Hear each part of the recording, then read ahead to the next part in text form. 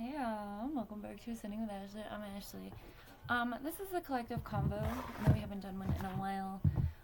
But I am being led to, called to share some very personal stuff for the collective. So, what I think we should talk about.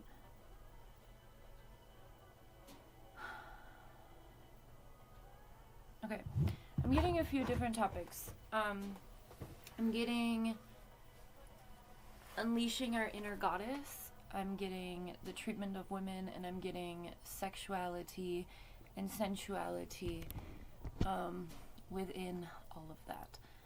I had a big epiphany in my healing journey around my sexuality the other day, and I realized how much of my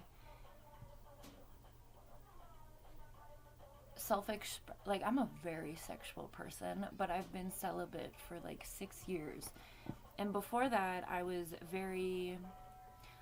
say I was a prude, but I wasn't like, in my 20s, I wasn't like hooking up with people every weekend. My body count is very low for my age at this point in time. I'm not like, I've never had sex, but like, I have a kid, okay? I was married for a minute. But I think one of the things that can come up for us if we've experienced sexual trauma, which is most women / all women in some point, even coercion of sex from a partner is, considered violence, okay? And we've all experienced that. I know for a fact every woman has experienced that. But I think that I had internalized my sexuality a lot. And I just realized the other night who outside of me was making me do that. And you're gonna be so shocked. No, I'm kidding. It's my mom. My mom is a prude. And she made me feel bad about myself. When I got my tongue pierced at the age of 21, 22, she called me a fucking whore and hung up the phone. My mother my mother was a virgin until she married my father. They were high school sweethearts. And then she only had like one other person, which was her other husband that she just got divorced from like a year ago. All of that to say is that we've talked about in our last, maybe it was a couple collective coffees ago, how a lot of our issues with our family or parents stem from like being an extension of them versus being your own person. And I think one of the important things is to recognize when that extension, or like in what aspects of our life that extension of them makes us do certain things or feel certain things. Because I'm getting ready to get back out there, okay? Not just sexually, but just I've healed enough that I'm ready to open my heart up again, and my legs eventually soon, okay? So so I've been doing a lot of work with myself to be like, am I really ready for this? Like, is this something I really want? And like going through these things, and I had this realization about another aspect of being an extension. Like last week, I was like, wow, like it's incredible how much we embody and internalize that comes from our family, especially religion and the idea of like needing to be pure and virginity. And I think most people, there's a lot of that has been like blown to shreds, right? But I think for all of us, there can be an internalized aspect of that at some point.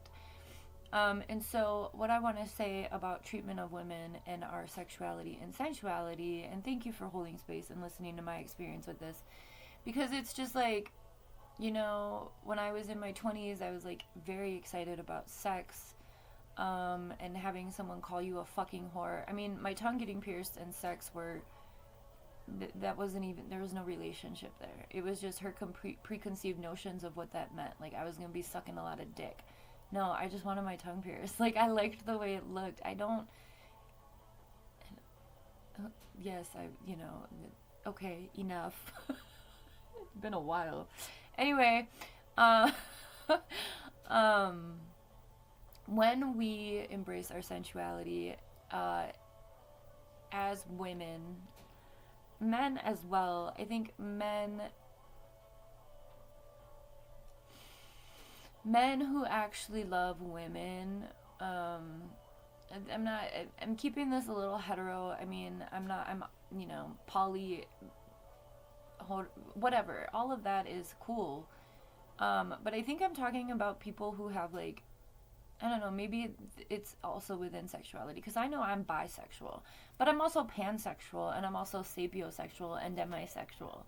Like, I don't like having sex to just have sex. I like to have an emotional connection and an intellectual connection with someone before I have sex with them. That's my personal thing.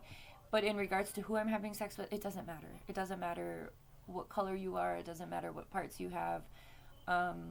But if we have an emotional, which is demisexual, and sapiosexual is like an intellectual connection, wow. Okay. And when I was selling vibrators, I was like, the number one thing we told women was like, the number one sex organ for women is your head. If you can be there mentally, it's going to be enjoyable. You're going to be a waterfall, right? But if you're not there mentally, you're going to be dry. You're going to be thinking about all the shit you got to do. And it's going to be like a wham bam, thank you ma'am, gross situation. And I think that's what porn and society really pushes, is that women are pleasure objects. And as women, if you're not a woman, just sit tight. I'll be done with this segment in a minute. But like, as women, I think there's so much decolonizing that we have to do around our own self-expression, our own self-esteem, and being sexual. Just because of everything that is entailed with women who are sexual.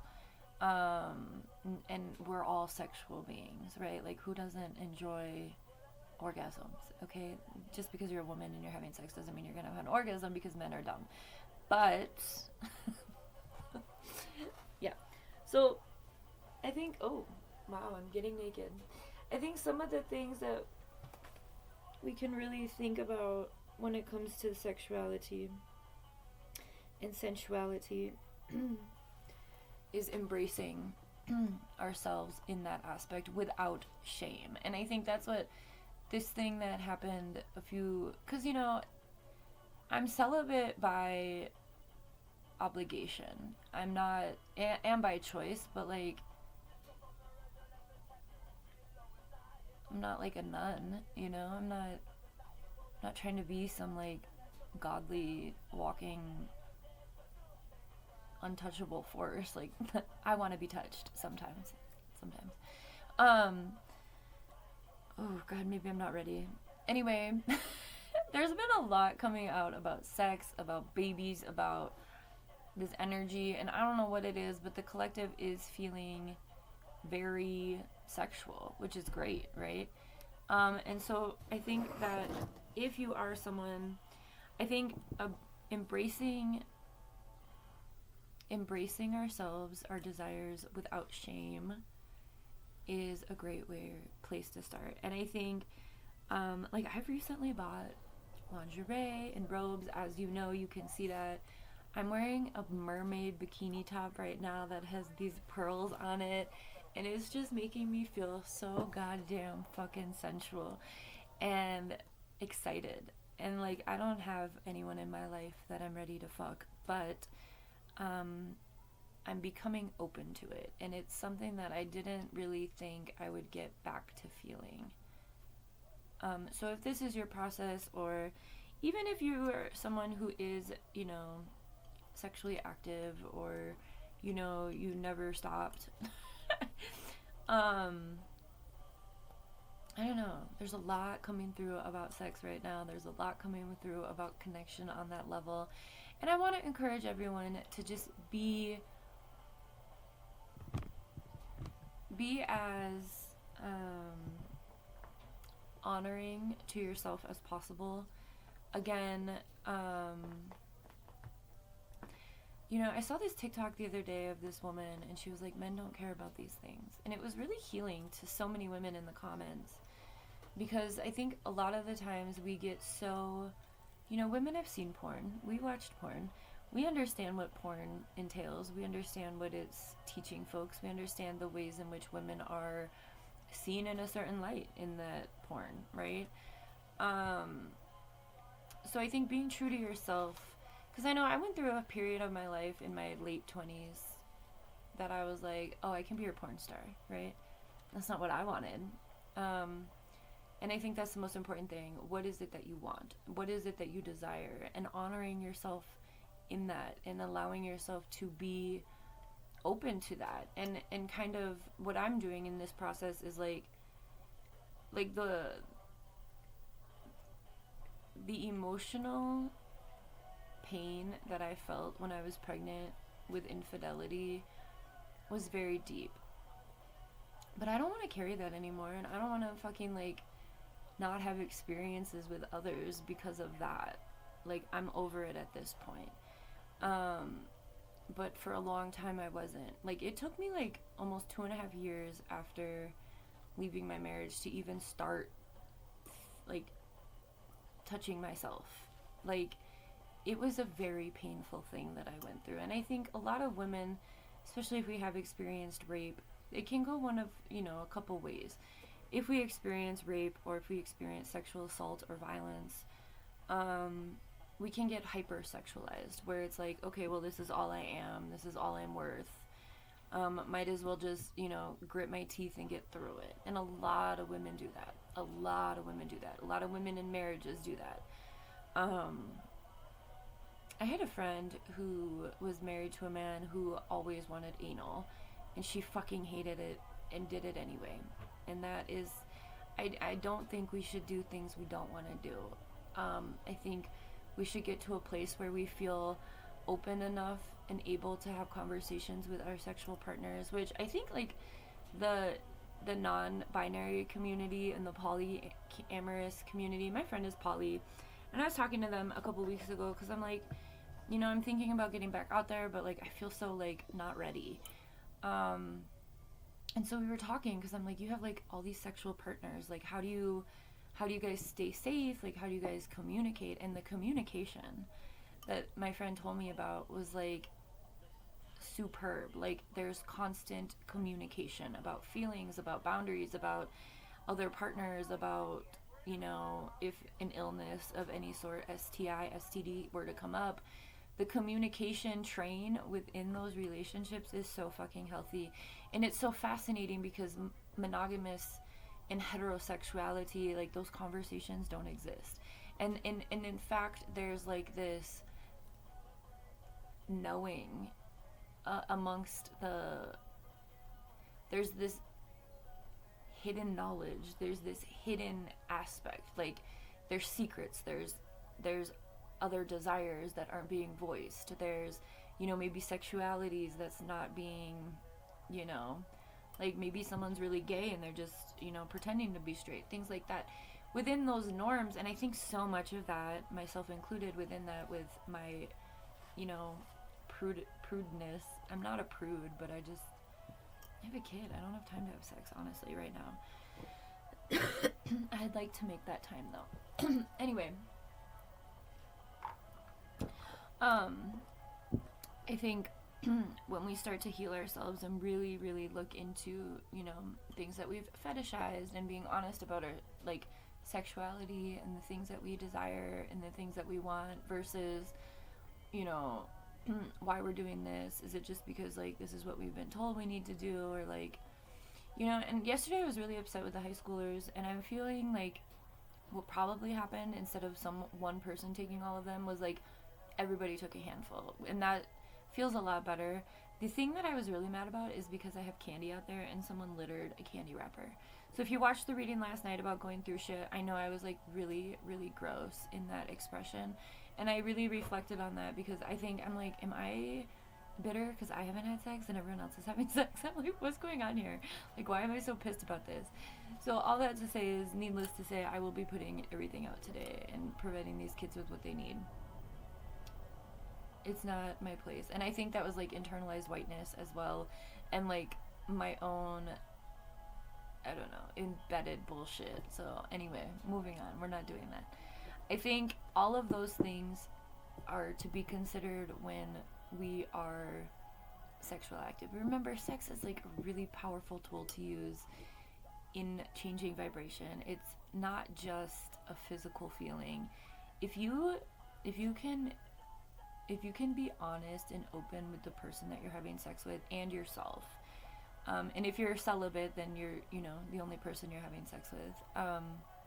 If you can be honest about the things you desire and the things that you want and the things that you, if you can just be open about all of that when you connect with another person and they're also open about it, dude, if you've got cats, they're gonna see you, the energy. Okay, so remember that we're like electromagnetic beings, right? And like, remember we talked about tantric last time. I don't remember what, oh, that was the masculine reading for the people who were practicing self-control. That was the reading. But like I said, this has been coming through a lot, and I don't know if it's just my own process, but I know a lot of divine feminine or women who identify with that archetype have been celibate because we've been in a healing process, because we've been healing our wombs, healing our bodies, healing our psyches, healing our souls, because having soul-crushing sex, like porn sex, is really soul-crushing, right?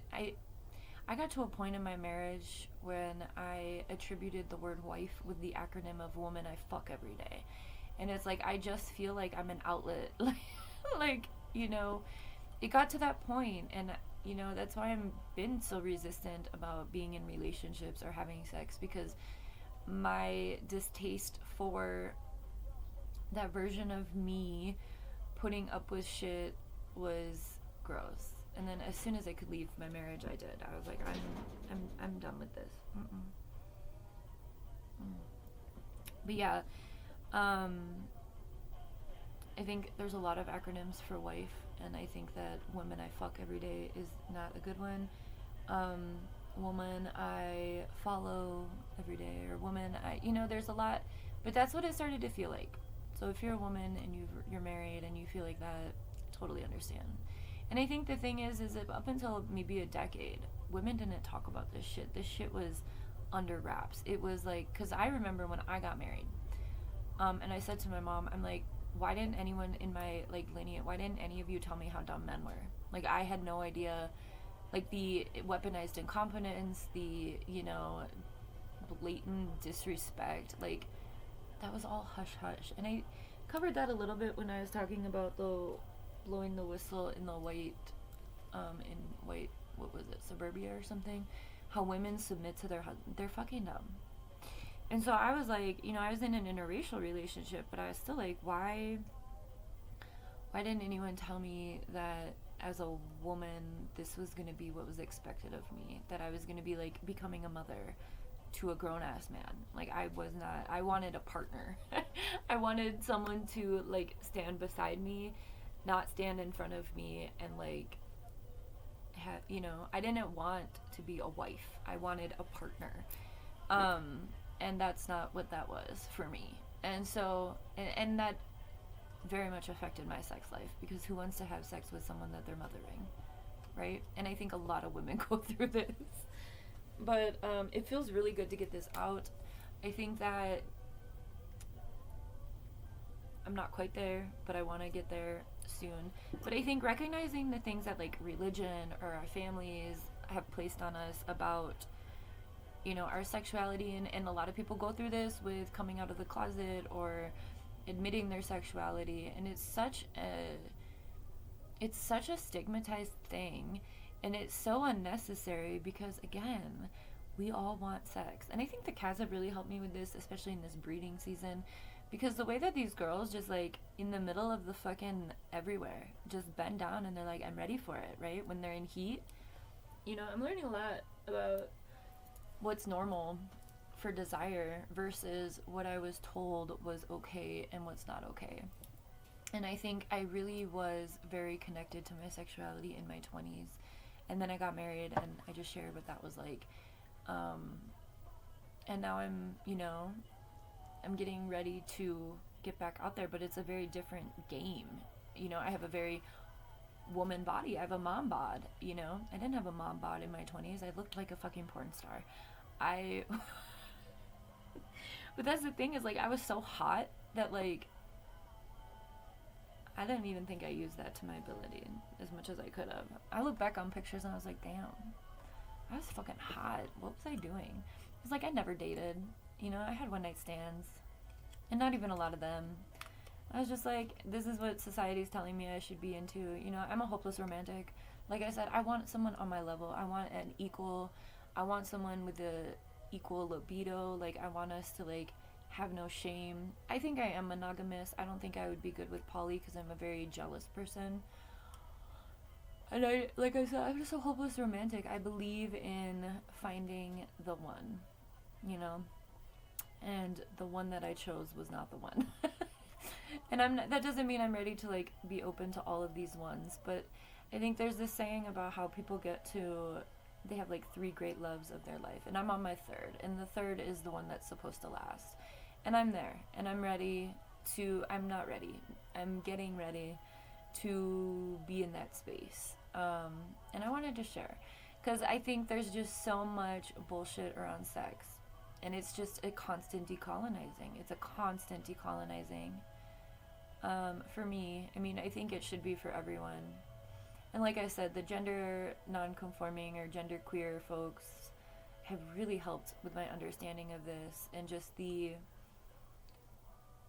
acknowledgement of how we're all very sexual beings. Even though I grew up in a very religious, conservative house that shamed sex, you know, and that was never mine. And that's the aha moment I had last week. This was never mine. I'm carrying something that was never mine to carry. These are all projections from my mother. And I think I've watched a lot of movies that help with this. One in particular is Because I Said So, with Diane Keaton and Mandy Moore and a whole bunch of people. The chick from Coyote Ugly and the Lorelai Gilmore, the mom from Gilmore Girls. And that movie helps me a lot to address mother wounds and sexuality. So if that's something that you feel like you could use support on, I mean, it's a white movie, but for me it really resonates, because the way that Diane Keaton in that movie has such a chokehold on her daughter, the way that she inserts herself into her life, the codependency in the relationship is so fucking toxic. And like Mandy Moore ends up being with 2 men at the same time, and her mother's like, you know, and when I watched that movie, maybe that was the day that I had the aha moment, because I did watch that movie last week. But it's just like, whatever is not yours and you're carrying it, let it go. And I'm going to show you this, because it's hot as fuck. Look at that. Okay, have a good one.